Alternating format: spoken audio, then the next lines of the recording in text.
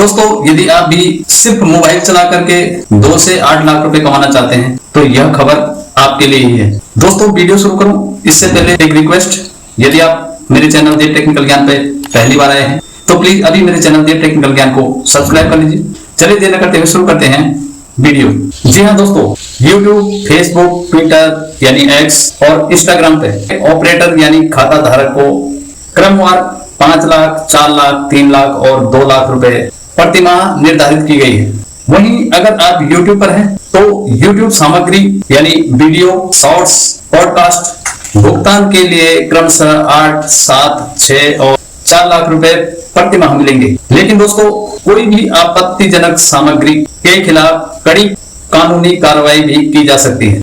दोस्तों आपको ज्ञात होगा कि केंद्र या राज्य सरकारों की बहुत सारी जन कल्याणकारी योजनाएं निकलती हैं, परंतु यह योजनाएं उस व्यक्ति तक नहीं पहुंचती हैं जिसको इन योजनाओं का लाभ मिलना चाहिए। इसके परिणाम स्वरूप इन योजनाओं का इनपुट और आउटपुट लगभग 0 रहता है, क्योंकि यह योजनाएं उन लोगों तक किसी भी माध्यम से नहीं पहुंच पाती हैं और ये जन कल्याणकारी योजनाएं फाइलों में ही बंद होकर रह जाती है, या यूं कहें कि फाइलों में ही पड़ी रहती है। इसके फलस्वरूप जिन लोगों के लिए ये कल्याणकारी योजनाएं जीवन स्तर को सुधारने के लिए लाई जाती हैं, परंतु जमीनी स्तर पर उन्हें ये योजनाएं न मिलने के कारण लोगों का जीवन स्तर जैसे के तैसे बना रहता है। और दोस्तों अब आपको इन्हीं जन कल्याणकारी योजनाओं को हर उस व्यक्ति तक पहुंचाना है जो इसके लिए योग्यता रखता है। अगर आप सोशल मीडिया प्लेटफॉर्म का इस्तेमाल करते हैं, आपका कोई YouTube चैनल है या आप फेसबुक, इंस्टाग्राम या ट्विटर पर आपके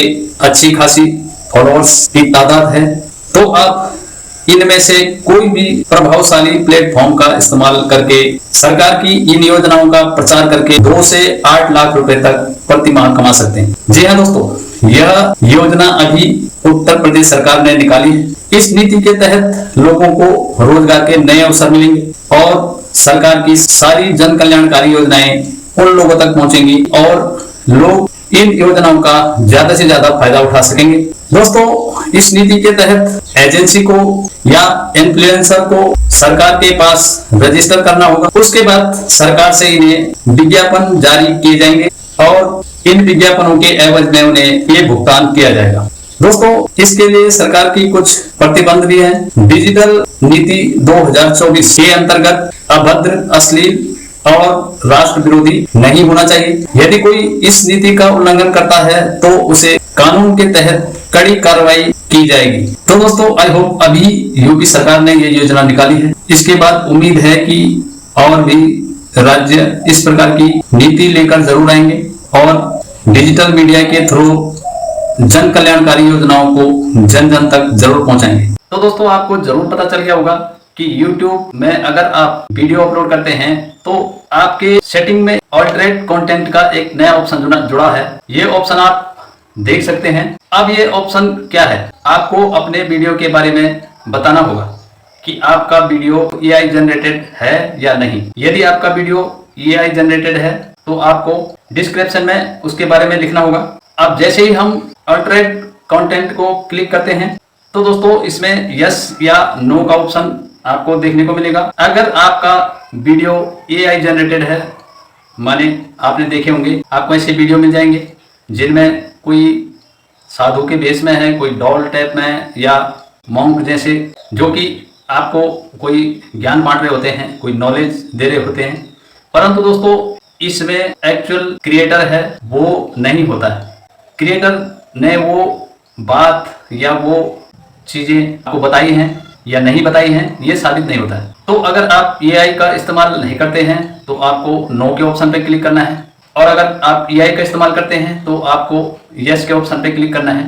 इसमें लिखा है selecting yes added describe to your content, कि अगर आप यस का चुनाव करते हैं तो अपने कंटेंट के बारे में आपको लिखना होगा कि इसमें क्या क्या चीजें AI से आपने डाली हैं, और यह बहुत जरूरी है, इसको आप हल्के में नहीं ले सकते। इसमें YouTube की तरफ से परिवर्तित या कृत्रिम सामग्री के उपयोग का खुलासा करना, ये आप देख सकते हैं।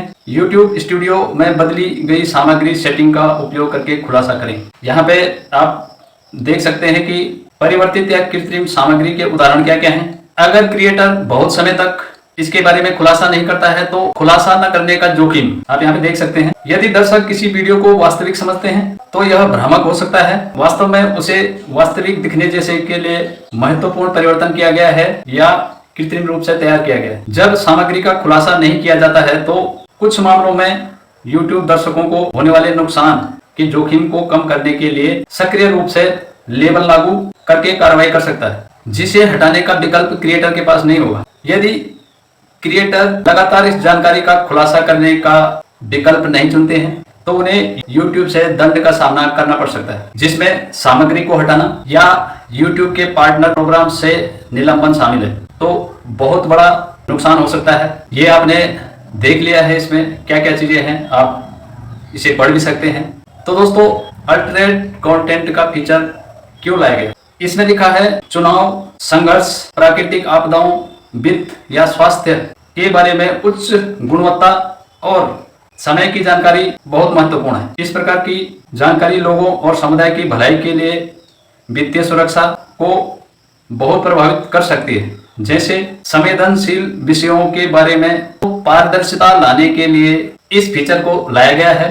अब ऐसा नहीं है कि आपका कंटेंट नहीं चलेगा या उसके व्यूज या किसी भी ऑप्शन में कोई फर्क आएगा, बट उसके ऊपर AI जनरेटेड का लेबल एक सुरक्षा के लिए लगा दिया जाएगा YouTube की तरफ से, जिससे हर व्यूअर्स को पता चल जाए कि यह AI जनरेटेड है। तो अगर आप भी अपने शॉर्ट या वीडियोस अपलोड करते हैं तो आपको भी अपने वीडियो के बारे में खुलासा करना होगा। यह हर वीडियो पे अवेलेबल है और इसको आपको करना ही होगा। आई होप आपको यह इन्फॉर्मेशन भी जरूर अच्छी लगी होगी। यदि अच्छी लगी तो एक लाइक कर दीजिए, और अगर आप मेरे चैनल देव टेक्निकल ज्ञान पे नए हैं, पहली बार आए हैं, तो प्लीज अभी मेरे चैनल देव टेक्निकल ज्ञान को सब्सक्राइब कर लीजिए। मिलते हैं फिर इसी प्रकार की एक और टेक्निकल वीडियो के साथ। तब तक के लिए जय हिंद, वंदे मातरम, नमस्कार, थैंक्स फॉर वॉचिंग।